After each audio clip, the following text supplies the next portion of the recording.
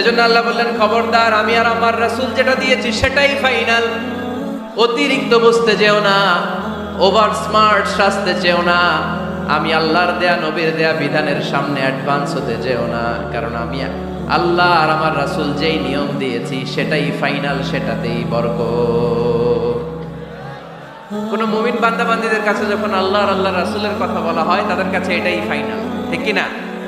ওমা কানা লিমুমিনিন ওয়ালা মুমিনাতিন ইযা খাদাল্লাহু ওয়া রাসূলুহু আমরান আইয়াকুনা লাহুমুল খিয়ারাতু মিন আমরিহিম।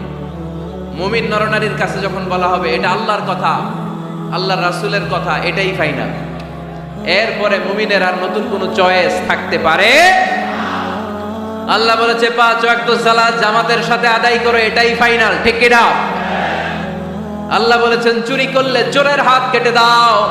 বিশ্বনবী জীবদ্দশায় চোরের হাত কেটে দেখিয়ে দিয়েছে।